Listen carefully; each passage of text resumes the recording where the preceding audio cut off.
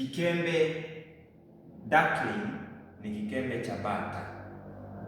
Kikembe cha bata duckling, Kiswahili tafsiri yake ni kiyoyo.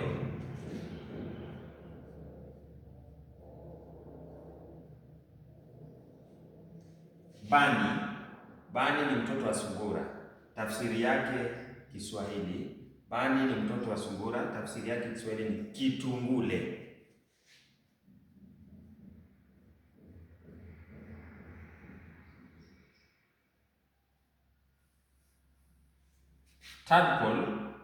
Tadpole ni kikembe cha chura, tafsiri yake kiluilui.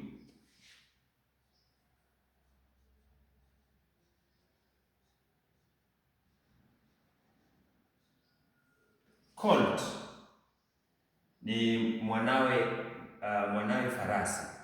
Colt ni mwana wa farasi, kwa hivyo colt tafsiri yake nyumbu.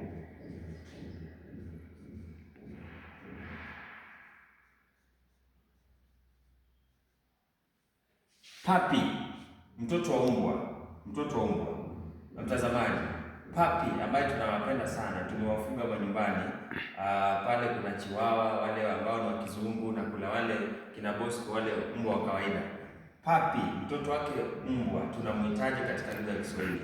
Kazi kwako.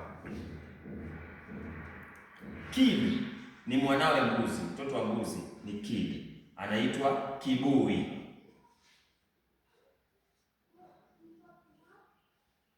Au unaweza kumwita mwanambuzi.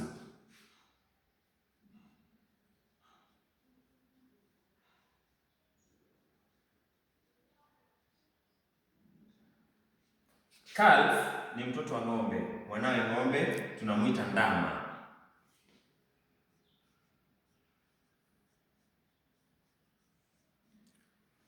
Fingerling ni mtoto wake samaki, mwanawe samaki tunamwita katika lugha ya Kiswahili fingerling, kichengo.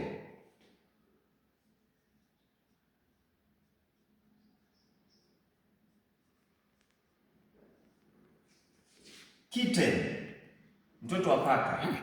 Kitten, mtoto wa paka, Kiswahili tafsiri kinyaunyau.